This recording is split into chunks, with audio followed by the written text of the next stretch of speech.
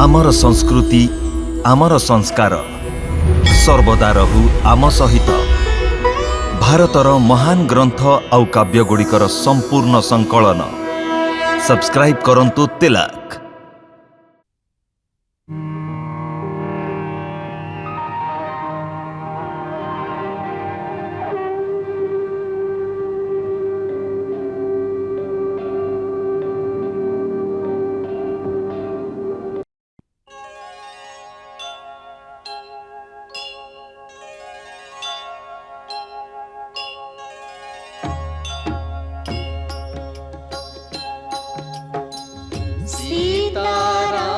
सीतारामचरित अति पावन मधुर सरस पुणी अति मन भावन।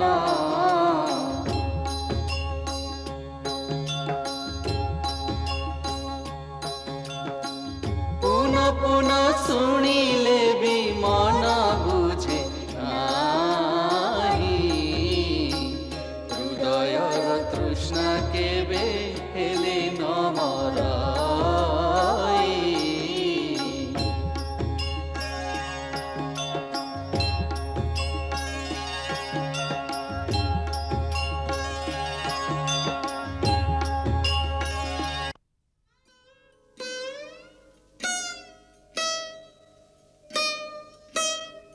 प्रणाम मंत्रीवर प्रणाम।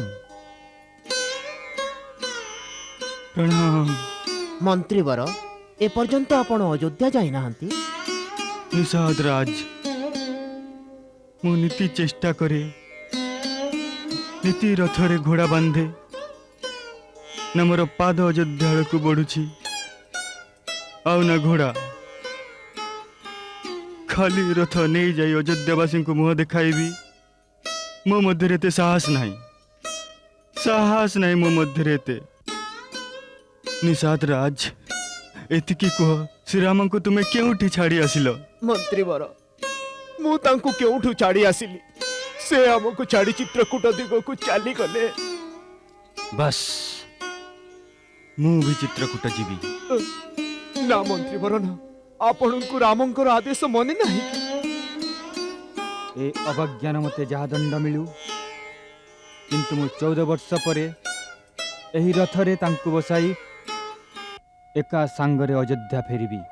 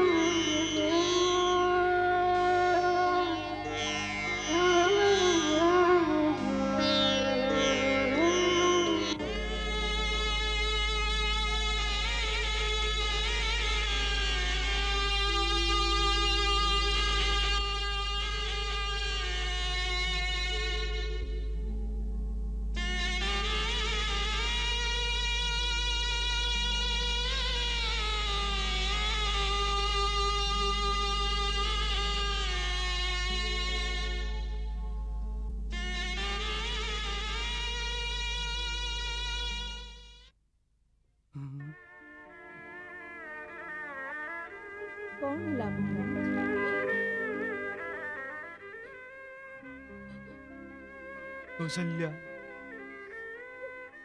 राम सुमंत सांगरे आसी गला ना।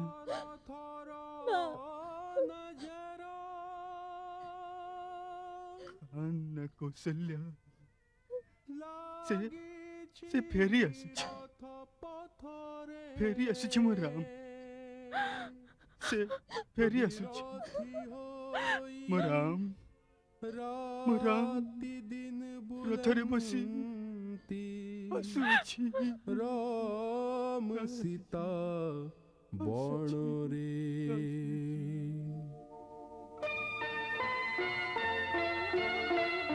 विधाता तोरा कर्म लिखन केहि पछी न पारंती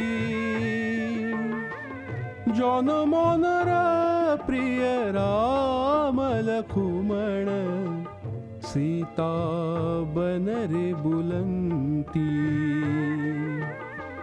जनमनर प्रिय राम लक्ष्मण सीता बनरे बुलंती विधाता तारा कर्म लिखन केहि पछी न पारंती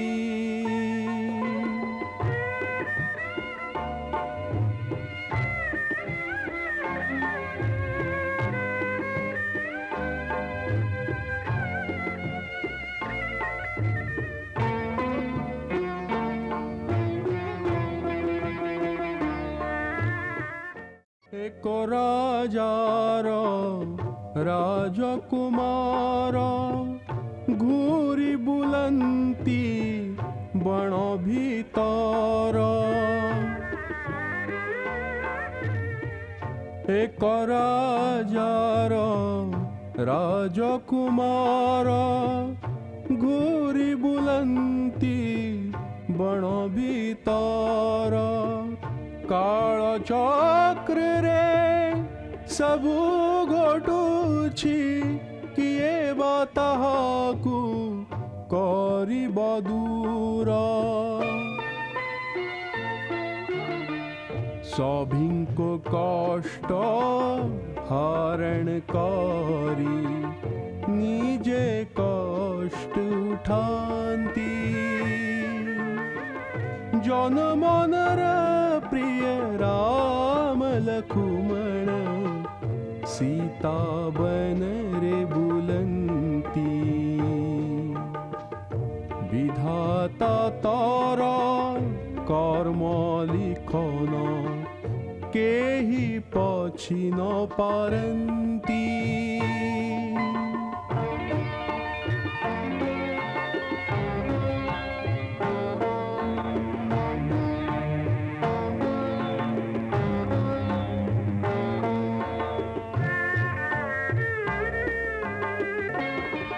उभय मध्यरे सीता शोभा पाए माया जिन्ने ब्रह्म देहे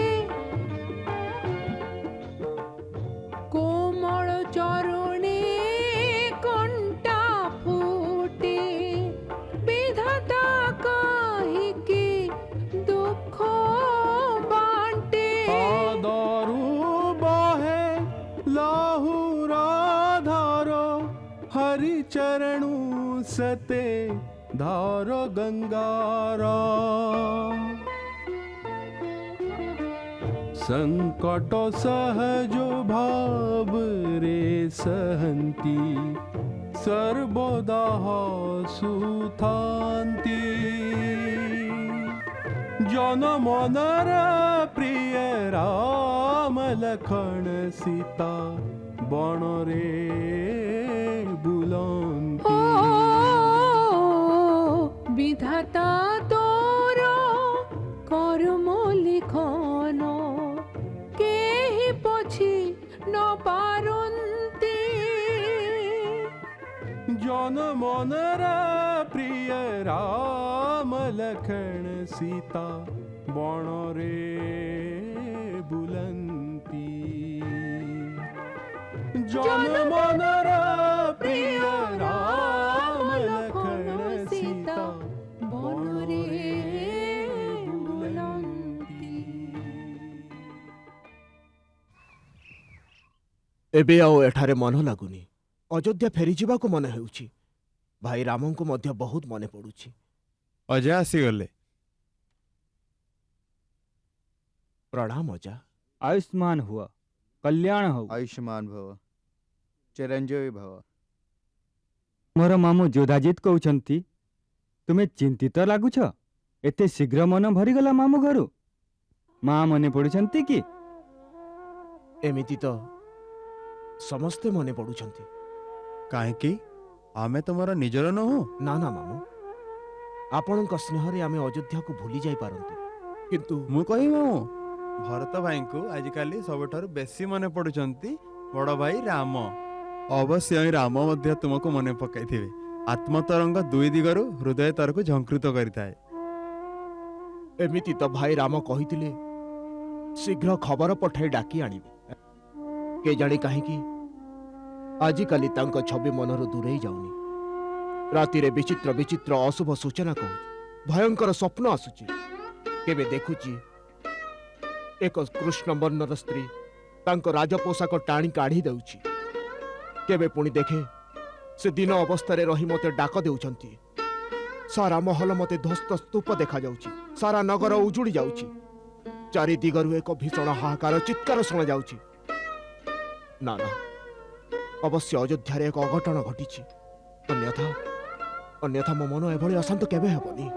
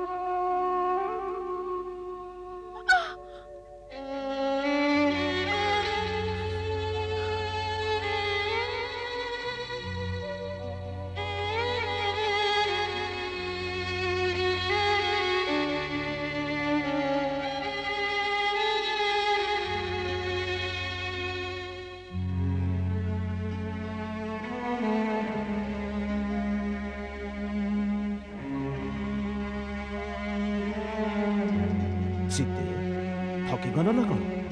ना शोष लगुची। भाई सेठारे ग्राम देखा जाउछि। कुआ पोखरी निश्चय थिबो, सेठाकु चलंतु। ठीक अच्छे। अरे भाई, एठारे पीवा पानीर व्यवस्था होई पारिबो? काहींकि नहीं, पाखरे ही आम गाँ। आस आम संगरे। चलंतु भाई। चलो। अरे भगवान पानी न तैयारी करथिले कोन जे हितांता? जणा पडुची बड़ दूररु आसिछंती। दूररु आछंती और नुआ जणा पडुछंती। केउ परदेशी भली लागुछंती। हां, सन्यासीर लुगा तो अवश्य पिंछंती, किंतु देखा जाउछंती राजकुमार भली। कोन यारसड बकुछ? ए पर्वत रास्ता रे खाली पादरे साथी रे एई सुकुमारी स्त्री को ने केउ राजकुमार काहे के आसीबो भला? अरे तू जानिनु विधिर विधान। समय आसिले बड़ बड़ राजकुमार मध्य कंगाल हो जानती। तू निहो आउ प्रवचन सुनाउनी, बिचाराक मनरे दुख हेबो। गाँ आसीगला, चलो आमे एमान को पानी पियाई देबा। हाँ, पानी तो अवश्य पियाई देबा, हेले तू मुंह बंद रख।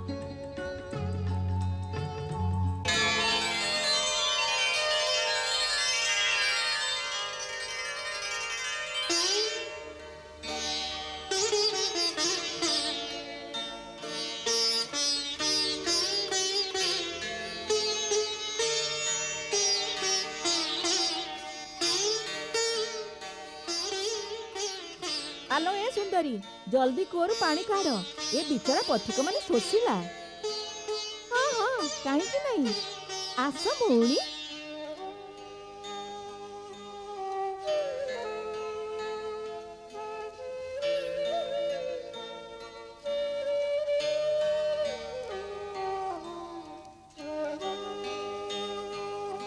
बाट चली आसीच, बस टिके विश्राम कर। आस भाई।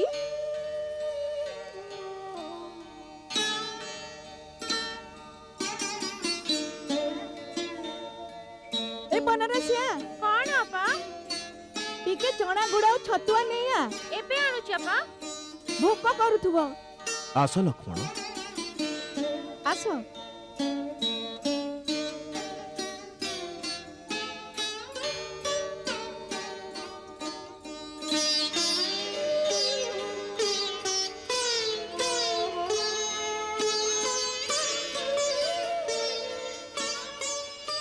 ଭଉଣୀ ଟିକେ ପାଣି ଦେଲ।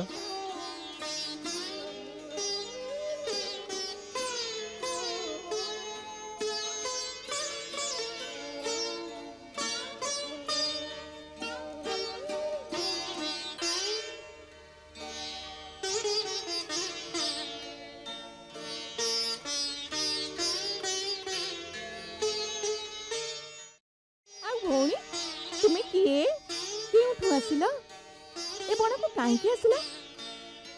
ବାସ୍ ବଣରେ ବୁଲୁଛୁ ବନବାସୀ। ଏ ତ ଆମେ ମାନିବୁ ନାହିଁ। ବଣକୁ କିଏ କଣ ନିଜ ଖୁସିରେ ଆସେ? ଆମେ ତ ନିଜ ଇଚ୍ଛାରେ ଆସିଛୁ। ମିଛ କାହିଁ କହୁଛ?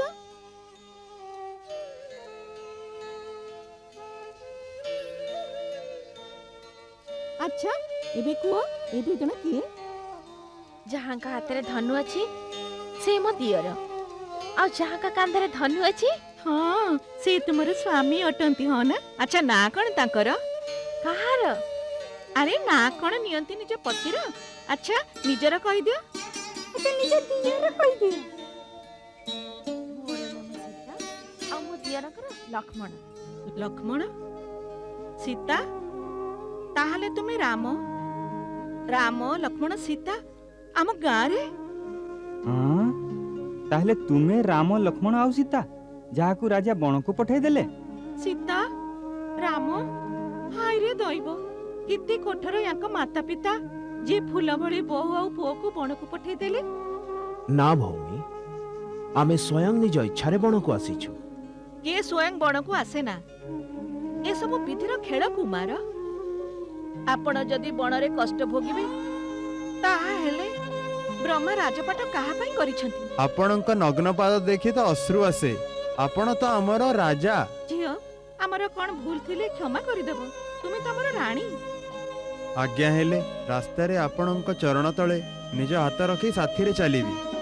ନା ଭାଇ, ଆମ ପାଇଁ ଶୋକ କର ନାହିଁ। ଆମର କିଛି କଷ୍ଟ ନାହିଁ। ଏବେ ଆମକୁ ଜ୍ଞାନ ଦିଅ। ଆଗକୁ ଆପଣ କୁଆଡେ ଯିବେ ପ୍ରଭୁ? ଏଇ ଗାଁରେ ରହିଯାଆନ୍ତୁ। ନା ଭାଇ, ଆମକୁ ଚିତ୍ରକୂଟ ଯିବାକୁ ହେବ।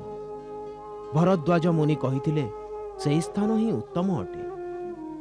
ଆପଣ ଆମକୁ ସେଇ ରାସ୍ତା ଦେଖେଇବାର କୃପା କରିବେ। ଏଥିରେ କୃପା କରିବାରେ କ'ଣ ଅଛି ପ୍ରଭୁ? ଆମେ ତ ଆପଣଙ୍କ ସାଙ୍ଗରେ ଆପଣଙ୍କ ସେବା ପାଇଁ ଚାଲିବୁ। ସେଠାରେ ବାଲ୍ମୀକି ମୁନିଙ୍କ ଆଶ୍ରମ ଅଛି। ତାଙ୍କ ଆଜ୍ଞା ନେଇ ଆମେ ସେଠାରେ ଆପଣଙ୍କ ପାଇଁ କୁଟୀର ତିଆରି କରିବୁ। ଆମର ତ ପ୍ରଭୁ ଆସିଗଲେ, ଆମର ତ ଧନ୍ୟବାଦ ହୋଇଗଲା। ରାମ, ଆଜି ତୁମେ ଆସିବା ପରେ ବାଲ୍ମୀକିର କୁଟୀର ପବିତ୍ର ହେଇଗଲା। ତୁମର ଦିବ୍ୟ ତେଜରେ ସାରା ଆଶ୍ରମ ପ୍ରକାଶମାନ ହେଇଗଲା। ପ୍ରଭୁ ନିଜ ସେବକର ପ୍ରଶଂସା କରୁଛନ୍ତି ନା ଏହା ଆପଣଙ୍କର ଅନୁଗ୍ରହ? ଅନ୍ୟଥା ଏ ଶ୍ରୀଚରଣ ପର୍ଯ୍ୟନ୍ତ ପହଞ୍ଚିବା ମୋର ସୌଭାଗ୍ୟ। ଯାହାଙ୍କ ଶରଣରେ ଆସିବା ପରେ ମନୁଷ୍ୟ ନିଜ ଆତ୍ମା ମଧ୍ୟରେ ଥିବା ଭଗବାନଙ୍କ ସ୍ପର୍ଶ ଅନୁଭବ କରିପାରେ। ଆଉ ଜାଣ ରାମ, ମୁଁ ବର୍ତ୍ତମାନ କ'ଣ ଅନୁଭବ କରୁଛି? ଯେମିତି ଭକ୍ତ ଓ ଭଗବାନଙ୍କର ମିଳନ ହେଉଛି, ଯେପରି ଭଗବାନ ସ୍ୱୟଂ ଚାଲି ଭକ୍ତ ପାଖକୁ ଆସିଛନ୍ତି। ମହାତ୍ମା, ଆପଣ ତ କବି, ଆଉ କବି ନିଜ କଳ୍ପନାରେ ସ୍ୱୟଂ ନିଜ ଭାବନାତ୍ମକ ସୃଷ୍ଟିର ରଚନା କରିପାରେ। କବିର ଏତେ ଶକ୍ତି ଥାଏ ଯେ ସେ ଭାବନାର ବଳରେ ଏକ ପଥରକୁ ସଜୀବ କରିପାରେ। ପୁଣି ଏକ ସାଧାରଣ ମନୁଷ୍ୟକୁ ଭଗବାନଙ୍କ ରୂପରେ କଳ୍ପନା କରିନେବା ତା ପାଇଁ କେଉଁ କଠିନ କାର୍ଯ୍ୟ? ଏ କଳ୍ପନା ନୁହେଁ ରାମ। ଯେଉଁ ମନୁଷ୍ୟର ଏ ସ୍ଥିତି ଆସିଯାଏ ସେ ତା ଭିତରର ଭଗବତ ସ୍ୱରୂପକୁ ଦର୍ଶନ କରିପାରେ। ସେ ସ୍ୱୟଂ ଭଗବାନ ହେଇଯାଏ। ଏ ଗୂଢ଼ ରହସ୍ୟକୁ ସେ ଜାଣିପାରେ, ଯାହାକୁ ତୁମେ ଜଣାଇ ଦିଅ।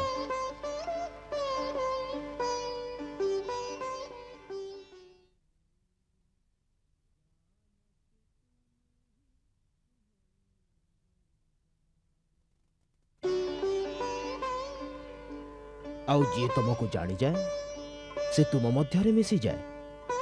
ହେ ମହାମୁନି, ଆପଣ ପ୍ରେମ ଓ ଭକ୍ତିର ପରିସୀମା, ଯାହାଙ୍କୁ ପ୍ରତି ବିନ୍ଦୁରେ ନିଜ ଭଗବାନ ହିଁ ଦେଖାଯାଆନ୍ତି। ଏଥିପାଇଁ ଆପଣ ମୋ ଭଳି ଏକ ସାଧାରଣ ମାନବକୁ ଭଗବାନର ରୂପ ଦେଉଛନ୍ତି। ରାମ, ଆଜି ପର୍ଯ୍ୟନ୍ତ ଯେଉଁ ଲୀଳା, ଯେଉଁ ମହାକାର୍ଯ୍ୟ ତୁମେ କରିଛ, ତାଡ଼କା ବଧଠାରୁ ନେଇ ଧନୁଭଙ୍ଗ, ପରଶୁରାମର ଗର୍ଭମର୍ଦ୍ଦନ ପର୍ଯ୍ୟନ୍ତ, ସେଥିରେ ମନରେ ଏହି ବିଶ୍ୱାସ ଦୃଢ଼ୀଭୂତ ହୁଏ ଯେ ତୁମେ ଏ ସଂସାରରେ କୌଣସି ଦୈବୀ ଶକ୍ତି କେଉଁ ଅବତାରୀ ପୁରୁଷ ଯିଏ ଏ ଧଳାରେ ଧର୍ମାତ୍ମା ମାନଙ୍କ ରକ୍ଷା ପାଇଁ ଓ ଅଧର୍ମର ନାଶ ପାଇଁ ଅବତରିତ। ତୁମେ ମୋ କାବ୍ୟର ନାୟକ ଅଟ ରାମ। ମୁଁ ବାସ୍ତବରେ କିଏ, ମୁଁ କେଉଁ କାରଣରୁ ଜନ୍ମିଛି ତାହା ମୁଁ କିପରି ଜାଣିବି? ଏହା ଆପଣଙ୍କ ଭଳି ତ୍ରିକାଳଦର୍ଶୀ ହିଁ ଜାଣିପାରେ। ମୁଁ ତ କେବଳ ନିଜେ ନିଜକୁ ଏକ ମାନବ ବୋଲି ମନେ କରେ, ଯିଏ ଦଶରଥଙ୍କ ପୁତ୍ର ଓ ଯାହାର ନାମ ରାମ। ଏହି ସମୟରେ ମୁଁ ନିଜ ପିତାଙ୍କ ଆଜ୍ଞାରେ ନିଜର ଅନୁଜ ଲକ୍ଷ୍ମଣ ଓ ପତ୍ନୀ ସୀତା ସହିତ 14 ବର୍ଷ ବଣରେ ରହିବାକୁ ଆସିଛି। ମୁଁ କୌଣସି ଏଭଳି ସ୍ଥାନରେ ରହିବାକୁ ଚାହୁଁନାହିଁ ଯେଉଁଠି ରହିଲେ କେଉଁ ତପସ୍ୱୀ ବା ସାଧକର ସାଧନାରେ ବିଘ୍ନ ପଡ଼ିବ। ଆପଣ ବିଚାର କରି ମୋତେ ଏଭଳି ଏକ ସ୍ଥାନ ଦେଖାଇବାର କୃପା କରିବେ ଯେଉଁଠି ମୁଁ ରହି ନିଜ ବନବାସର ଦିନ ବ୍ୟତୀତ କରିପାରିବି। ତୁମେ ମୋତେ ରହିବା ପାଇଁ ସ୍ଥାନ ପଚାରୁଛ। ପ୍ରଥମେ ମୋତେ ତୁମେ କହ, ସେ କେଉଁ ସ୍ଥାନ ଯେଉଁଠି ତୁମେ ନାହଁ?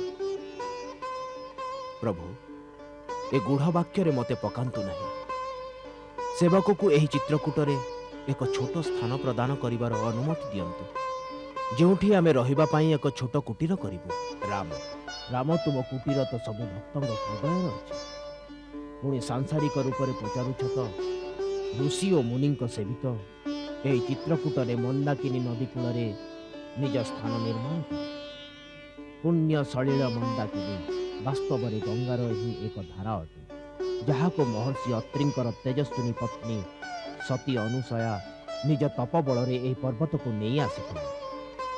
ଏହି ବନରେ ରହୁଥିବା ବନବାସୀମାନେ ବଡ଼ ସ୍ନେହୀ ଓ ଭକ୍ତ ଅଟନ୍ତି। ସେମାନେ ରାଜା ଭଳି ତୁମର ଆଦର କରିବେ ଓ କୁଟୀର ନିର୍ମାଣରେ ତୁମର ସହାୟତା କରିବେ। ଯଥା ଆଜ୍ଞା। ମଙ୍ଗଳ ଭବନ ମଙ୍ଗ